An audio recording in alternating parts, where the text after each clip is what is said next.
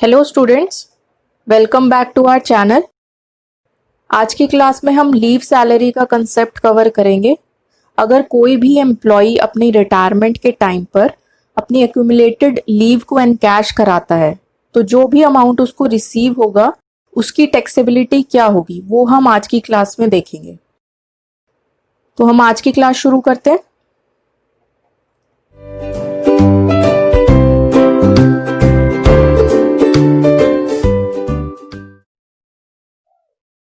तो अब जो नेक्स्ट हमारा रिटायरमेंट बेनिफिट है वो है लीव सैलरी। अब लीव सैलरी का क्या मीनिंग है, यहाँ पे देखो दो टर्म्स में हम इसको पढ़ेंगे। अगर लीव मतलब जो आप छुट्टियां लेते हो और सैलरी मतलब जो आपको पेमेंट मिल रही है, तो छुट्टियों की जो आपको पेमेंट मिलती है, ऐसा तो नहीं होता कि आपने छुट्टी ले ली तो आपका पैसा कट जाएगा, सैलरी कट जाएगी। ठीक है, मतलब अगर आपने ऑब्वियसली एक्सेस में छुट्टियां नहीं ली हैं तो जितनी छुट्टियां आपको मिलती हैं आप उसके विद इन ही लीव ले रहे हो और उसकी आपको पेमेंट मिल रही है। तो उस पेमेंट का, या फिर अगर आप ये बोलते हो अपने रिटायरमेंट के टाइम पे कि मुझे मेरे पूरे सर्विस पीरियड में 300 लीव्स जो है वो मैंने अक्यूमुलेट कर ली, मैंने इकट्ठी कर ली, मैंने वो 300 लीव्स नहीं ली, ठीक है, तो रिटायरमेंट के टाइम पे मैं उसको एनकैश करा लेता हूं। मैं उन छुट्टियों के बदले आप अमाउंट पे कर दो मुझे, ठीक है। तो वो जो आपको अमाउंट मिलेगा किसके बिहाफ पे, क्योंकि आपकी जो लीव थी वो एक्यूमुलेट हो गई, तो उसकी उन लीव की जगह उसके बिहाफ पे आपको कुछ अमाउंट मिलेगा। तो ट्रीटमेंट ऑफ लीव सैलरी में उस अमाउंट का ट्रीटमेंट या उस अमाउंट की टैक्सेबिलिटी क्या होती है वो हम देखेंगे, ठीक है। अब यहां पे हमने दो पार्ट्स में डिवाइड किया ट्रीटमेंट ऑफ लीव सैलरी को। Encashment of leave during tenure of service, encashment of accumulated leave at the time of retirement. तो अगर आप अपनी लीव को एनकैश करा रहे हो, उस लीव की के बिहाफ पे अमाउंट रिसीव कर रहे हो जब आप सर्विस में हो, आप रिटायर नहीं हुए हो, तो during your tenure of service अगर आप कोई भी लीव एनकैश कराते हो तो उसका जो अमाउंट आपको मिलेगा वो फुल्ली टैक्सेबल हो जाएगा, उस पर कोई एग्जम्पशन नहीं है।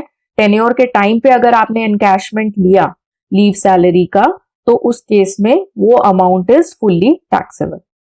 अब कैलकुलेशन कहां आ जाती है, जब रिटायरमेंट का केस आ जाता है।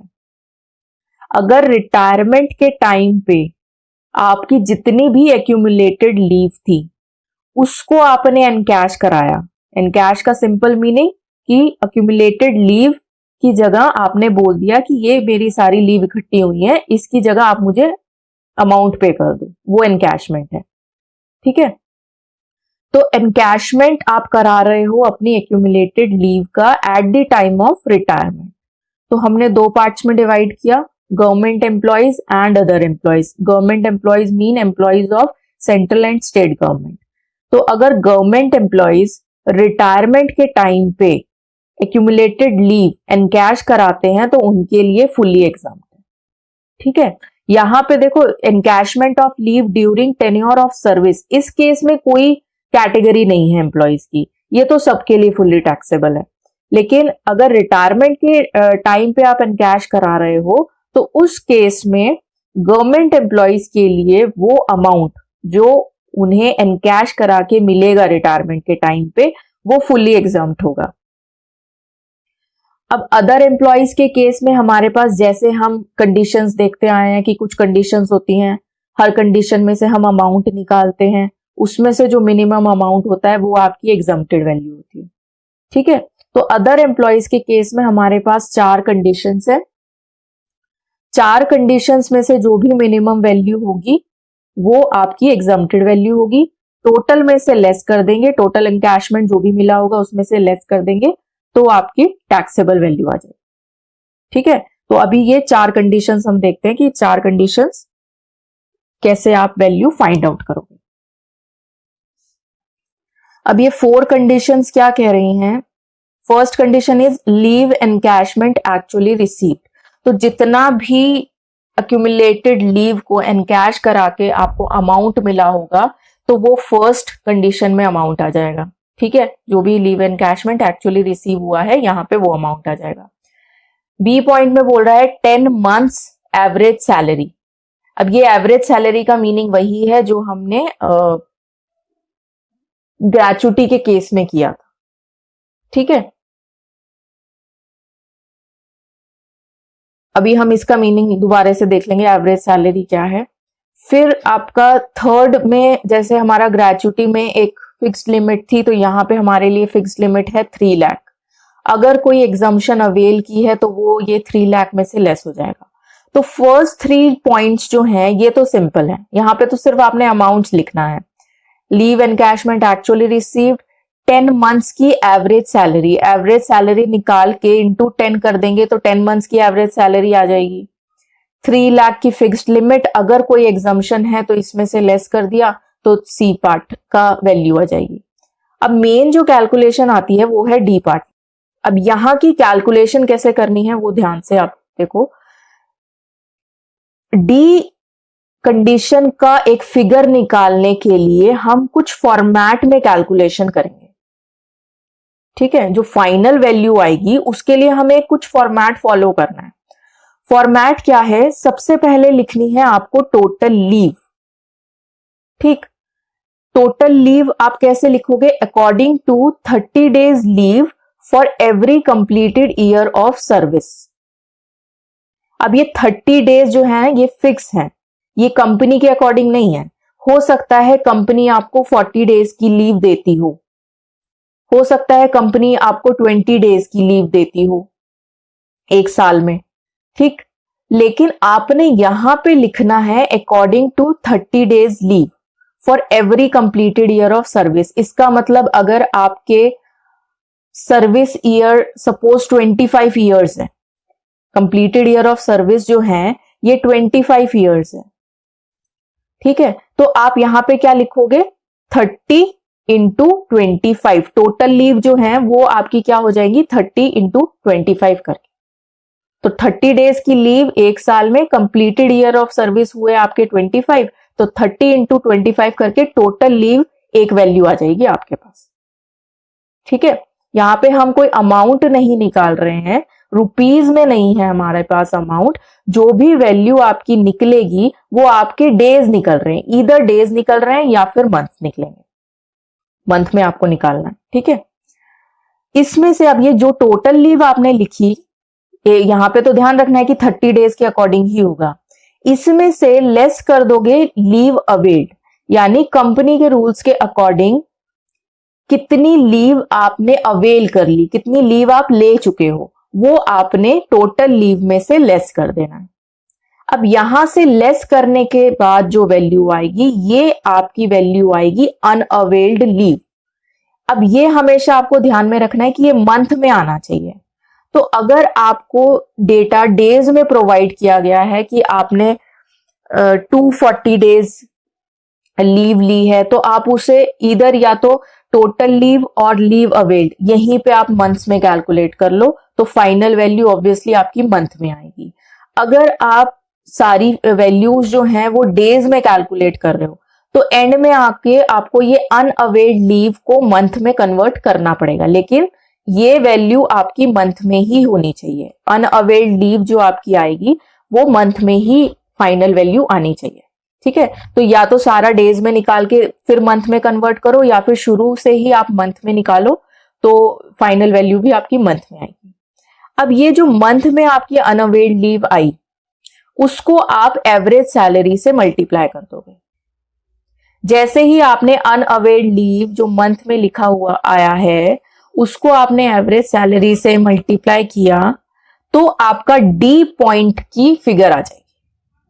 जैसे हमने ए बी सी में कोई ना कोई फिगर निकाली है तो डी पॉइंट की फिगर निकालने के लिए आप पहले ये फॉर्मेट पूरा फॉलो करोगे, फिर अनअवेल्ड लीव इन मंथ में जो आया उसको एवरेज सैलरी से जब मल्टीप्लाई करोगे तो फाइनल आपकी डी पॉइंट की वैल्यू आएगी और फिर आप कंपैरिजन करोगे, जो भी 4 पॉइंट में से मिनिमम वैल्यू है वो आपकी एग्जम्प्टेड वैल्यू हो जाएगी।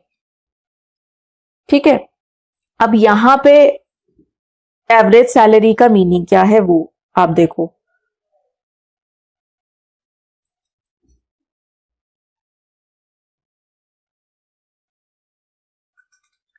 तो एवरेज सैलरी से पहले ऑब्वियसली आपको सैलरी निकालनी पड़ेगी। तो सैलरी का मीनिंग क्या है? Basic plus DA as per the terms of employment plus commission fixed percentage of turnover, simple जो हमने एचआरए में किया है। ठीक है, तो यही इस तरीके से आप सैलरी निकालोगे।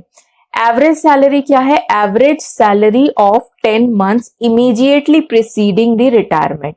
तो जैसे हमने ग्रेचुटी में किया था कि 10 मंथ्स की एवरेज सैलरी के लिए आप बेसिक भी 10 मंथ्स का ले लो, डीए 10 मंथ्स का ले लो, कमीशन 10 मंथ्स का ले लो, तो सैलरी जो है वो आपकी 10 मंथ्स की आ जाएगी। डिवाइडेड बाय 10 करेंगे तो एवरेज सैलरी आ जाएगी 10 मंथ्स की। ठीक है, अब 10 मंथ्स कौन से 10 मंथ्स लेने हैं? Immediately preceding the retirement. ध्यान रखना यहां पे मंथ नहीं लिखा हुआ, immediately preceding the month of retirement नहीं लिखा है, यहां लिखा है इमीडिएटली प्रिसीडिंग द रिटायरमेंट। इसका मतलब जो भी रिटायरमेंट डेट है उससे इमीडिएटली पहले के 10 महीने, यानी अगर 15th ऑफ अगस्त में रिटायरमेंट हुई है तो 14 से आप बैक 10 मंथ्स काउंट करना शुरू कर दोगे। रिटायरमेंट वाला महीना स्किप नहीं करना है।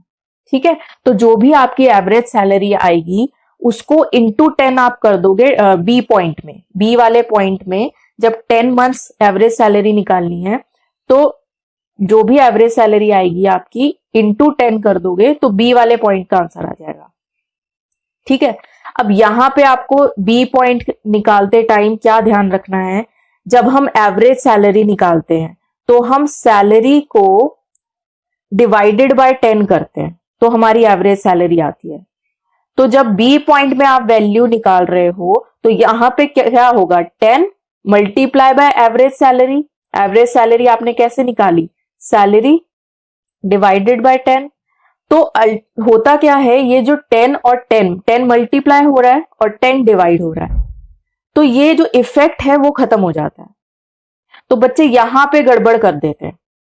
ठीक है, तो ये ध्यान रखना है, एवरेज सैलरी के लिए आप डिवाइडेड बाय 10 करते हो, लेकिन बी पॉइंट की फिगर को निकालने के लिए आपने 10 मंथ्स की एवरेज सैलरी लेनी है तो इंटू 10 आपको करना पड़ेगा। ठीक है, तो जैसे ही आपके पास 4 पॉइंट्स आए, 4 में से मिनिमम वैल्यू देखी और उसमें वो आपकी एग्जम्प्टेड वैल्यू हो जाएगी। टोटल एनकैशमेंट जितना भी रिसीव किया उसमें से एग्जम्प्टेड वैल्यू लेस, तो आपकी टैक्सेबल वैल्यू आ जाएगी। अब हम एक क्वेश्चन देखते हैं। इस क्वेश्चन में क्या कह रहा है? R an employee of XYZ limited retired from service with effect from 1 January 2020। Employee retire हुआ है 1 जनवरी 2020 को after serving for 16 years and 7 month. Service period जो है 16 ईयर्स एंड 7 मंथ्स का था। At the time of retirement he received a sum of rupees 50,000 as leave encashment for unavailed leave of 300 days। यानी employee को अपने पूरी service में उसने 300 डेज की जो लीव थी वो अक्यूमुलेट कर ली और रिटायरमेंट के टाइम पे अपनी ये 300 डेज की लीव को एनकैश करा लिया, जिसके बिहाफ पे उसको 50,000 रुपीज रिसीव हुआ। He was entitled to 40 days leave for each year of completed service। तो हर completed year पे उसको 40 days की leave according to company rules allowed थी कि एक साल में वो 40 days की लीव ले सकता है। He was getting a salary of rupees 5,000 per month at the time of retirement। तो रिटायरमेंट के टाइम पर एम्प्लॉय की जो बेसिक थी वो 5,000 पर मंथ थी।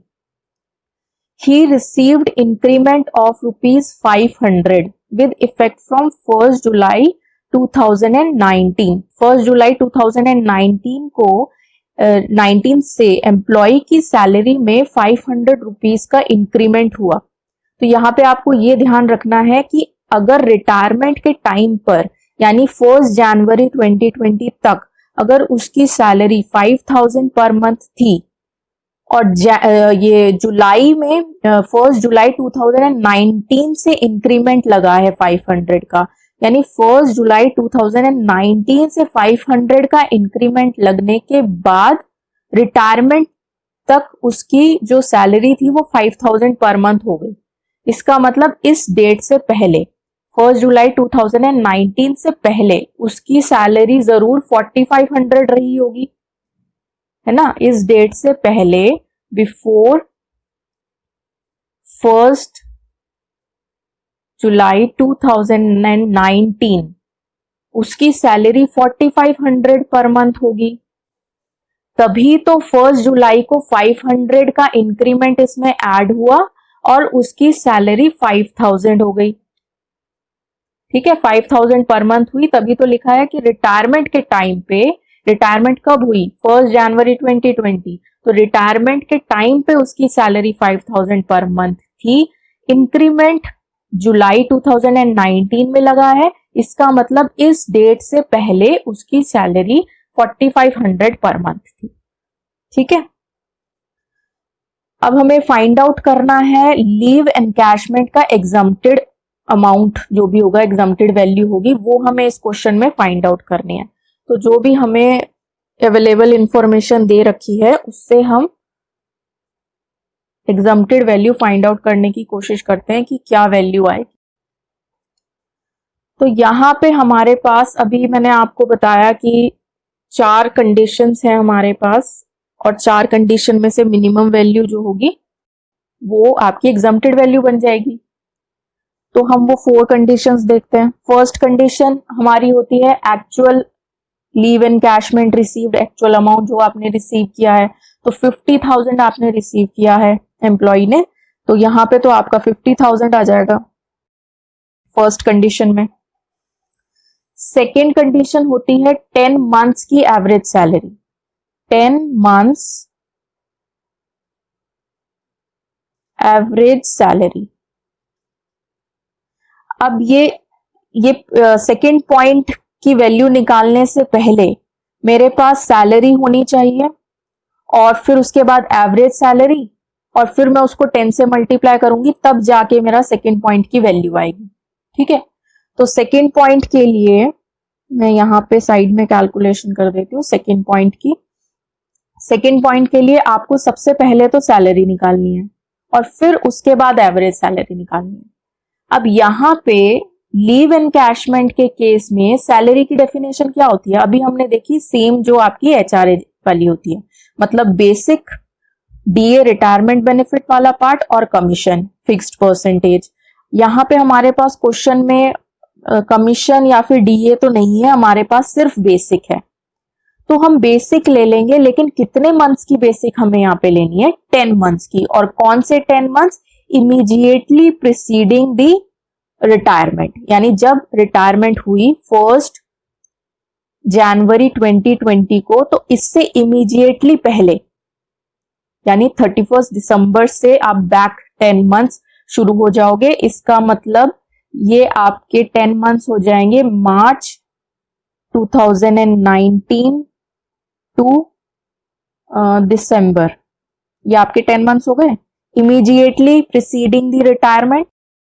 यहां पे ये ध्यान रखना है लीव एनकैशमेंट के केस में कि अभी तो ये फर्स्ट डेट थी, फर्स्ट 1 तारीख थी, ठीक है। अगर बीच की कोई डेट हो, या सपोज यहाँ पे 2 जनवरी होता, तो आप 1 जनवरी से बैक कंसीडर करते 10 मंथ्स।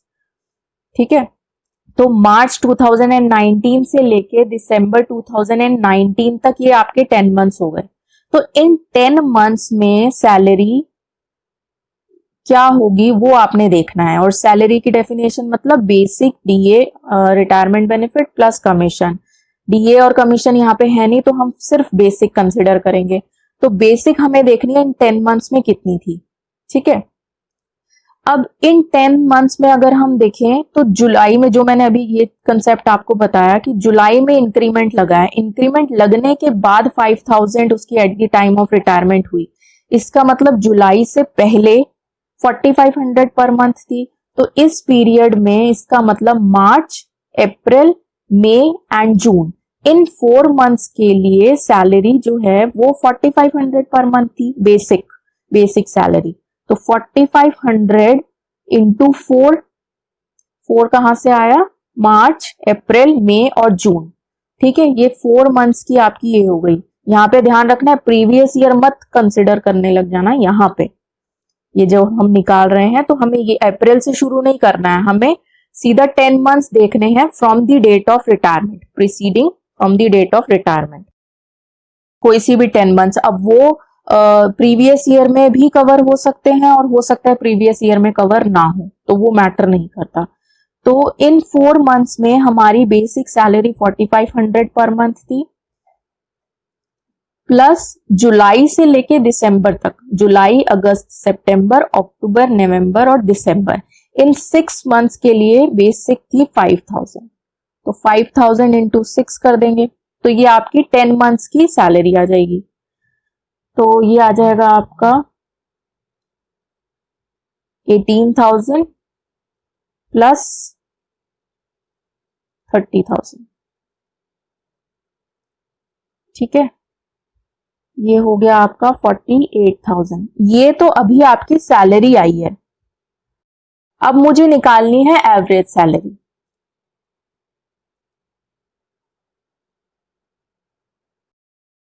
एवरेज सैलरी क्या होगी, मुझे ये 48,000 10 मंथ्स का अगर डेटा दिया है, मुझे इसका एवरेज निकालना है।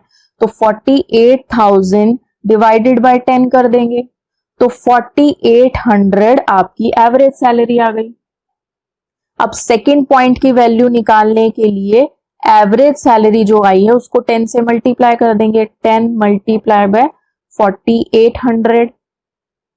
तो सेकंड पॉइंट से आपकी वैल्यू आ जाएगी 48,000। ठीक है, तो आप देख रहे हो जो मैं आपको अभी बता रही थी कि यहां से मल्टीप्लाई 10 हुआ और यहां पे डिवाइड हुआ, तो इफेक्ट जो है वो निल हो गया। अल्टीमेटली ये वैल्यू जो है वो इक्वल आ जाएगी आपकी सैलरी के। लेकिन आपने डायरेक्टली नहीं लिखना है कि सैलरी निकाली और डायरेक्टली यहां लिख दिया, वो नहीं करना है, प्रोसीजर वो गलत हो जाएगा। प्रोसीजर आपका क्या है, 10 मंथ्स की पहले सैलरी निकालो, एवरेज सैलरी निकालो डिवाइडेड बाय 10 करके, और सेकंड पॉइंट की वैल्यू निकालने के लिए जो भी एवरेज सैलरी आई है उसको 10 से मल्टीप्लाई कर दो। ठीक है, ये हो गया हमारे 2 पॉइंट्स की वैल्यू आ गई। फर्स्ट का 50,000, सेकंड का 48,000। थर्ड पॉइंट में हमारे पास फिक्स्ड लिमिट होती है 3 लाख रुपीस की, तो हमने 3 लाख लिख दिया, कोई एग्जाम्पशन पहले अवेल नहीं की है, तो हम कुछ लेस करने के लिए हमारे पास नहीं है, तो थर्ड की वैल्यू आ गई। अब हम आते हैं फोर्थ पॉइंट पर। फोर्थ पॉइंट में मैंने आपको बोला कि आपने एक फॉर्मेट फॉलो करना है। ठीक है, अब वो फॉर्मेट क्या है, सबसे पहले हमें लिखनी है टोटल लीव। अब ये टोटल लीव आप क्वेश्चन में देखो, क्वेश्चन में हमें कंपनी के अकॉर्डिंग लिखा हुआ था कंपनी 40 डेज की लीव अलाउ करती है इन अ ईयर, लेकिन यहां पे मैंने आपको बताया आपने 30 के अकॉर्डिंग ही लिखना है, इस 40 के अकॉर्डिंग नहीं लिखना। ठीक है, तो यहां पे जब हम लिखेंगे टोटल लीव हम निकालेंगे तो हम 30 डेज के अकॉर्डिंग निकालेंगे।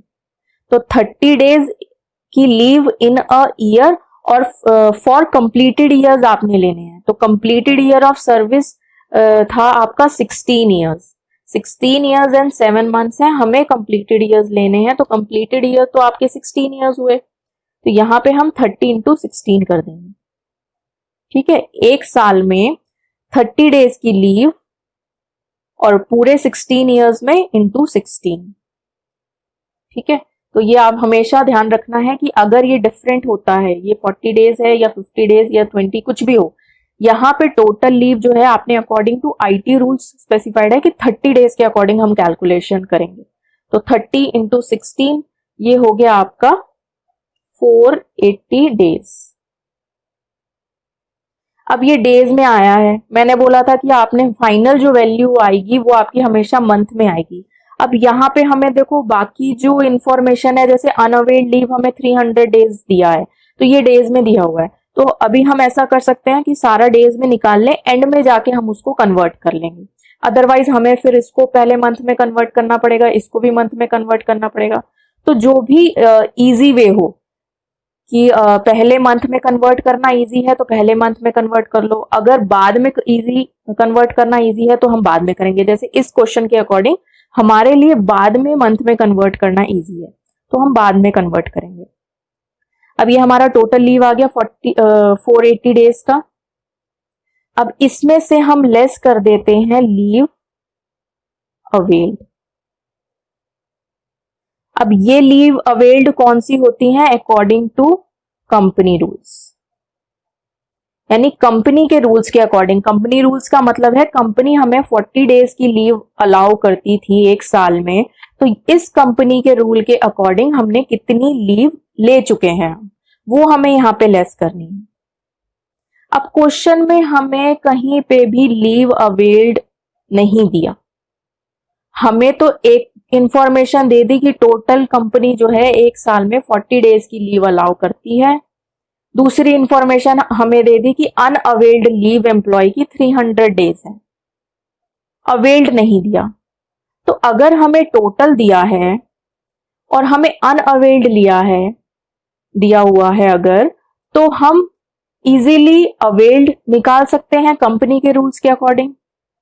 ठीक है, आपको यहाँ पे ये जो कंसेप्ट है वो आप ऐसे समझो कि दो पार्ट्स होते हैं लीव एनकैशमेंट में, एक तो आपका आईटी रूल्स के अकॉर्डिंग चलता है और एक आपका कंपनी के रूल्स के अकॉर्डिंग चलता है। तो यहां जो हम कैलकुलेशन करते हैं ये हमारा आईटी के अकॉर्डिंग फाइनल वैल्यू आती है अनअवेल्ड लीव। अब अगर हमें यहाँ पे टोटल लीव निकालनी है, टोटल लीव अगर आईटी रूल्स के अकॉर्डिंग निकालनी है तो हम 30 into completed year of service करेंगे, तो 30 इंटू 60।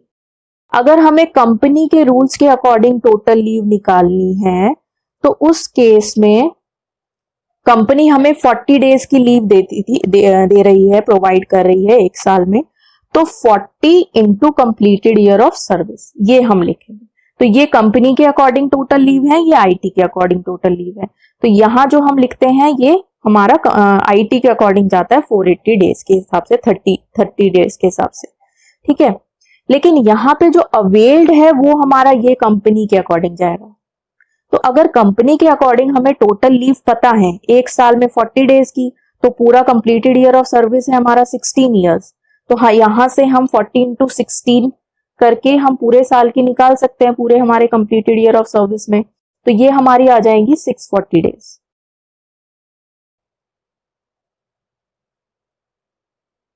ठीक है, अब यहां पे हमें कंपनी के अकॉर्डिंग अनअवेल्ड दिया हुआ था, ये हमें कंपनी के अकॉर्डिंग अनअवेल्ड दिया हुआ है 300। तो कंपनी के अकॉर्डिंग अगर मैंने टोटल लीव निकाल लिया और इसमें से मैं अनअवेल्ड, जो छुट्टियां मैं, अनअवेल्ड का मतलब जो छुट्टियां मैंने नहीं ली, जो अक्यूमुलेट कर ली, तो वो अगर 300 डेज है मेरे और वो मैं लेस कर देती हूं 300 डेज, तो ये मेरा आ गया 340 डेज। तो ये ऑब्वियसली अवेल्ड है, अवेल्ड लीव। टोटल कंपनी के अकॉर्डिंग इतनी लीव अलाउड थी, इसमें से मैंने 300 डेज की लीव नहीं ली, तो कितनी ली? 340 डेज की, बचा हुआ पार्ट। सिंपल। अब ये जो 340 डेज है ये हमें यहां पे लिखना है। तो ये जो अवेल्ड होता है कंपनी के अकॉर्डिंग होता है। तो अगर क्वेश्चन में डायरेक्टली नहीं गिवन तो आप इस तरीके से निकाल लोगे, डायरेक्टली नहीं गिवन होगा तो अनअवेल्ड जरूर गिवन होगा। टोटल आप निकाल सकते हो, अनअवेल्ड आपका ये आ जाएगा और फिर यहां से अवेल्ड आप यहां पे लिख दोगे। तो 340 हमने यहां पे लिख दिया, 340 हमें यहां से लेस करना है, 340 डेज। एक और चीज, यहाँ पे जरूरी नहीं है कि ये हमेशा 30 डेज जो हमारा ये आईटी रूल्स के अकॉर्डिंग है, इससे कम ज्यादा भी होगा, सेम भी हो सकता है कि कंपनी भी 30 डेज की लीव ही आपको अलाउ करती है। तो उस केस में यहाँ पे 30 और यहाँ पे 30 जो है, इन दोनों केस में यहाँ पे 30 और ये वाला 30 सेम हो जाएगा, लेकिन उसको समझने का कंसेप्ट अलग है। ये 30 है आईटी रूल्स के अकॉर्डिंग और यहाँ अगर 30 आता है तो वो कंपनी आपको प्रोवाइड कर रही है। ठीक है, तो ये वाले कंसेप्ट में कि आईटी और कंपनी के रूल्स के, इसमें कंफ्यूज नहीं होना है। तो यहाँ पे हमने लीव अवेल्ड निकाल लिया, हमें इनडायरेक्ट इंफॉर्मेशन गिवन थी, उससे हमने कैलकुलेशन करके लीव अवेल्ड निकाल लिया। अब यहाँ पे जो आपकी वैल्यू आई, ये आ गई आपकी वैल्यू 140 डेज। ये आपकी आई अनअवेल्ड लीव। अब ये जो अनअवेल्ड आई है ना, ये आईटी रूल्स के अकॉर्डिंग आई है, क्योंकि आपने टोटल आईटी के अकॉर्डिंग लिया था। ठीक है, तो ये आपकी अनअवेल्ड आई है। अब मैंने आपको बोला था हमेशा ये मंथ्स में आना चाहिए। अब ये डेज में आया है तो इसको मंथ में कन्वर्ट कर लो। मंथ में कैसे कन्वर्ट हो जाएगा, ये 140 डिवाइडेड बाय 30। अब अगर ये पॉइंट्स में आता है, आप इसको यहां पे पॉइंट में कन्वर्ट मत करो, इसको एज इट इज रहने दो फिलहाल। और फिर हम फाइनल जो आपकी वैल्यू होती है पॉइंट नंबर 4 की, पॉइंट नंबर 4 की जो फाइनल वैल्यू होती है वो आप कैसे निकालते हो, जो अनअवेल्ड लीव ये वाला आया है in months, 140 divided by 30 in months है ये। ठीक है, इसको हम मल्टीप्लाई कर देते हैं एवरेज सैलरी से, और एवरेज सैलरी हमारा कितना आया था 4800, तो ये 4800 यहां आ जाएगा। अब यहां से वैल्यू आएगी आपकी 140 डिवाइड बाय 30। देखो अब यहां से आपकी जो वैल्यू आएगी ना वो पॉइंट में नहीं आएगी। तो कभी क्या होता है कि यहाँ पे अगर हम इसको एज इट इज रहने दें तो बाद में जो भी एवरेज सैलरी है उसकी कैलकुलेशन की वजह से आपका पॉइंट जो है वो खत्म हो जाता है। तो अगर यहाँ पे पॉइंट में आ रहा है तो उसको यहाँ पे कन्वर्ट मत करो, यहाँ पे पूरी कैलकुलेशन कर लो। ठीक है, फिर जो फाइनल वैल्यू है अगर वो पॉइंट में आ जाती है तो उसको अप्रोक्स कर दो। तो यहां से आपकी 140 डिवाइड बाय 30 इंटू 4800, ये आपकी वैल्यू आ जाएगी 22,400। ठीक है, तो हमारे पास 4 कंडीशंस थी। फर्स्ट कंडीशन 50,000 वैल्यू आई, सेकंड से 48,000, थर्ड से 3 लाख, फोर्थ में हमने पूरा फॉर्मेट एक फॉलो किया, और फॉर्मेट फॉलो करने के बाद फाइनल जो वैल्यू आई वो 22,400 आई। अब इन 4 वैल्यूज में से minimum value is this only 22,400। तो यही आपकी एग्जम्प्टेड वैल्यू हो जाएगी लीव एनकैशमेंट की। इसी क्वेश्चन में अगर टैक्सेबल वैल्यू पूछ लेता, या फिर अगर हम टैक्सेबल वैल्यू फाइंड आउट करना चाहते हैं, तो लीव एनकैशमेंट की टैक्सेबल वैल्यू क्या होगी, एक्चुअल रिसीव्ड या टोटल रिसीव्ड जो हमें हुआ था वो था 50,000, और इसमें से हम लेस कर देंगे एग्जम्प्टेड वैल्यू 22,400। तो taxable value of leave encashment जो आप अपने फॉर्मेट में लिखोगे। ठीक है, तो फॉर्मेट जब हम जाएगा हमारा बनेगा, अगर ग्रॉस सैलरी पूछा होता तो हम लिखते लीव एनकैशमेंट 50,000 लेस एग्जम्प्ट 22,400, जो हम ये पूरा वर्किंग नोट में शो करते, ये पूरा आपका वर्किंग नोट बन जाता अगर ग्रॉस सैलरी पूछा होता तब। ठीक है, और यहां से हमने लेस करके ये हमारी टैक्सेबल वैल्यू हमने निकाल दी, ये हमारी टैक्सेबल वैल्यू। ठीक है, तो थोड़ा प्रैक्टिस की जरूरत है, आप क्वेश्चंस की प्रैक्टिस करो। अगर कुछ कंफ्यूजन हो रहा है तो वो जैसे जैसे आप प्रैक्टिस करोगे तो उसमें क्लियर हो जाएगा।